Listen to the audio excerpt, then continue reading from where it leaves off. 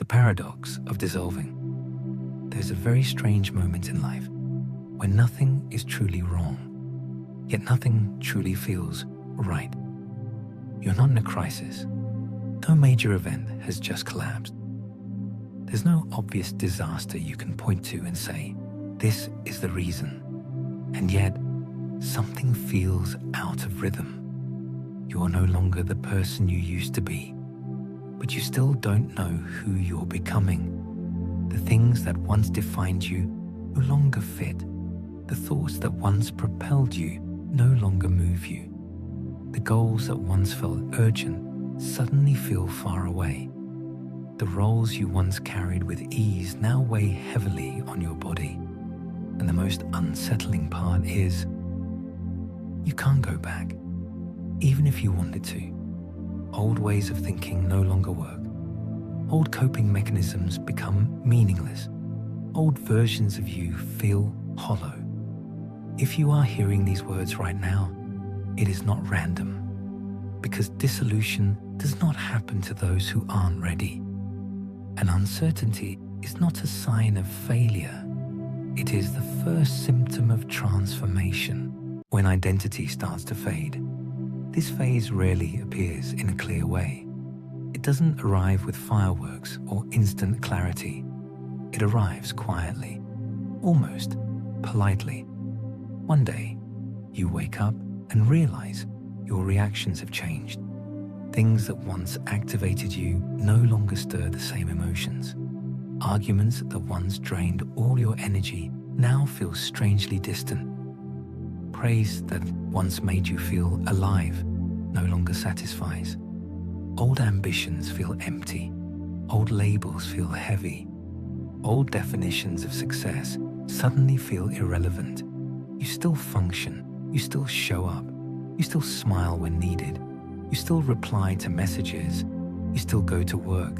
You still fulfill responsibilities. But inside, something has grown quiet. Not numb, not depressed, just quiet. You may feel detached from your own life, as if you're watching yourself through a sheet of glass, there, but not fully in it.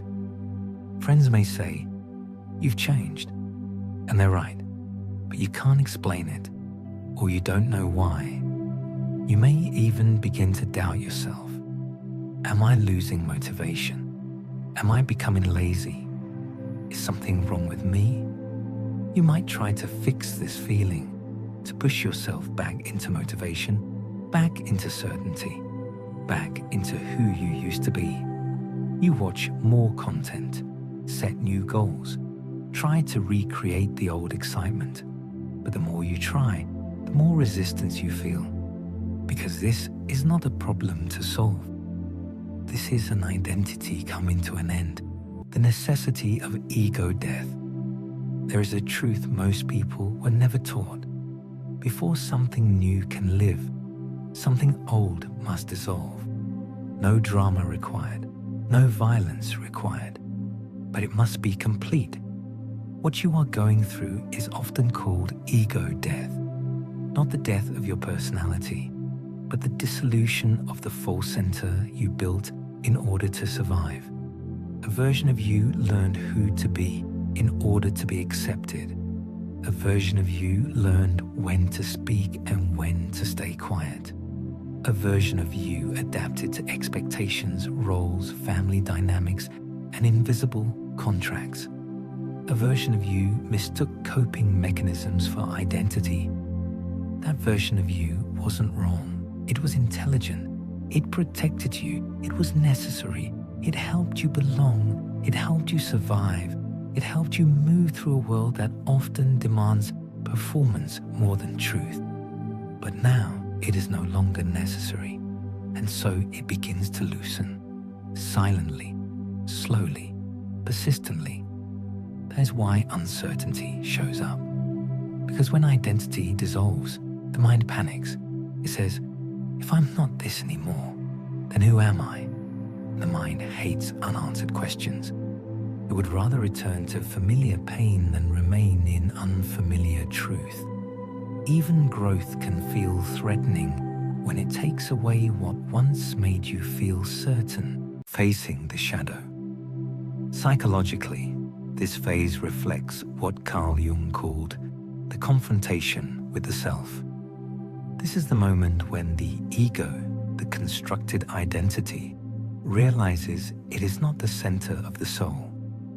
When the masks fall and you come face to face with the parts of you that were buried, postponed, or abandoned, not because they were bad, but because they were inconvenient. That is why emotions rise unexpectedly. Old grief, unprocessed anger, sudden tears, waves of sadness with no clear reason, moments when your chest feels heavy without any logical explanation. Not because something is wrong, but because the soul finally has space to breathe. The mind loses its familiar structure. The nervous system recalibrates. The old story collapses. And in that collapse, there is silence. Not emptiness, silence. The kind of silence that exists right before something authentic speaks, when the body lets go before the mind. Your body is a diligent, sensitive guide. It often recognizes the tremors of inner change before the mind can find words for them. Suddenly, you feel more tired than usual. A fatigue that doesn't come from physical labor, but like a machine shutting down to cool itself after a season of overload. You become allergic to noise. Crowds feel like wild waves crashing into your private space. Bright stimulation, things that used to excite you, start to feel tasteless. Imagine you just come out of a stressful project that lasted for months. When it ends, instead of feeling euphoric, you only want to pull the blankets over your head, turn your phone off, and watch dust float through sunlight. That is your body closing the doors for maintenance. You crave being alone, but it isn't rejection of the world. It is your body meeting itself. This is not avoidance. This is regulation. Like a conductor asking the orchestra to pause so the strings can be tuned, your nervous system is slowly stepping out of survival mode. For a long time, your nervous system had to act like a night guard, hypervigilant, always alert. Now, sensing that danger has passed, it begins to remove the heavy armor. It no longer wants to perform strength. It no longer wants to brace itself for everyone else's expectations. And as survival loosens, the old identity, the personality you once built to protect yourself, begins to shake and fall away. Our greatest mistake is using the mind to force the body to wake up immediately. Forcing yourself to be energetic, to be social, to be outward in this phase is exactly what creates anxiety. It's like trying to pull a butterfly out of its cocoon before its wings are strong enough. That impatience doesn't help it fly sooner. It only injures it. Your system is not broken. It is not offbeat. It is gently shutting down old defense layers, old security software that is no longer needed for the next chapter of your life. Let your body rest. It is clearing space for a new version of you. Lighter, truer, more real. Why uncertainty is a sign, not a failure. Uncertainty shows up when the mind no longer has a script. You are no longer reacting automatically. You are no longer living on autopilot. That is deeply unsettling, especially in a world that worships certainty, clarity, and quick answers. But uncertainty is not chaos. It is an opening. It is the moment the old identity steps aside and a deeper intelligence within you begins to speak, softly, subtly, without words. That is why forcing clarity doesn't work. You can't think your way into your next self. You must allow yourself to become empty enough to receive it. the dissolving into light, think of the moon. It doesn't disappear when it wanes. It dissolves into darkness so it can return, reborn. Think of stars. They don't shine by holding themselves together forever. They collapse. And from that collapse, light is born. Your old self is not being destroyed. It is dissolving into raw material for something truer.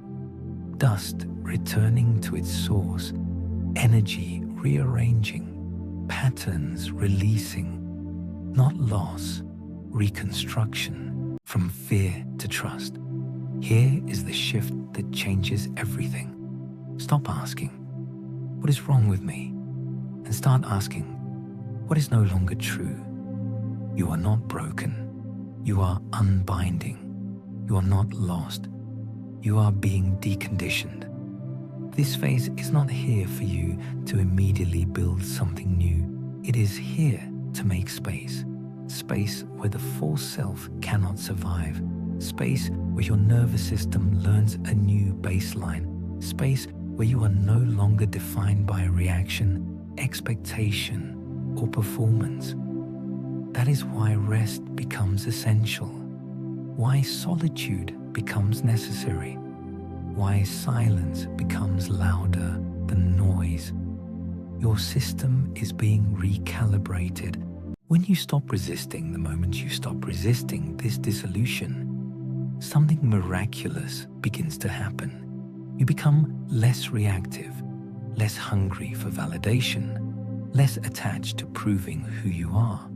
You start moving slower, but with more certainty. Your decisions feel quieter, yet more aligned. You stop chasing clarity. You allow it to arrive, and life responds. Opportunities that once demanded you to strain begin to flow toward you. Relationships shift. Some leave without drama. Others arrive naturally. Not because you tried harder, but because you stopped pretending. That is the power of ego dissolution. You no longer need to maintain an image. And when the image drops, truth moves faster. What you may notice next. As this deep maintenance of the soul continues, you'll notice changes that aren't loud, but are undeniably decisive. Your intuition becomes a sensitive filter. You no longer have patience for what is fake or for relationships that drain you. You may quietly leave a noisy party or step away from a conversation filled with judgment, not because you think you're above it, but because your soul refuses to digest energy that no longer matches you. Your boundaries become solid like a cliff, yet soft like mist. You say no without needing to defend yourself, explain yourself, or drown in guilt. It's a self-respect that doesn't raise its voice, like a home with a strong door. True guests will know how to knock. Strangers will know how to step back.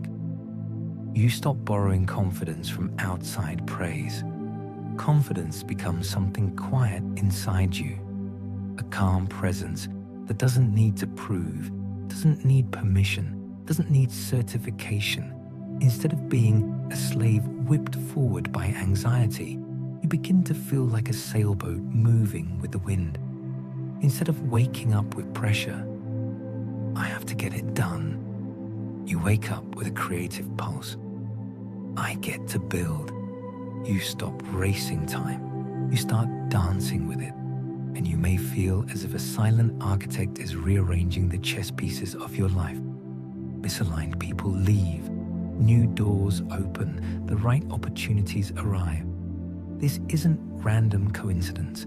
This is synchronization.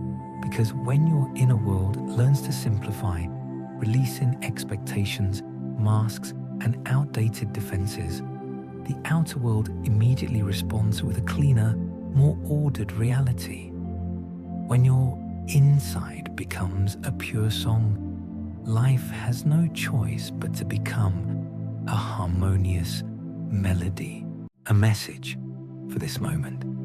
If your old self is drifting away, good. It means you are no longer imprisoned in a version of you built only to survive. If uncertainty has entered your life, welcome it.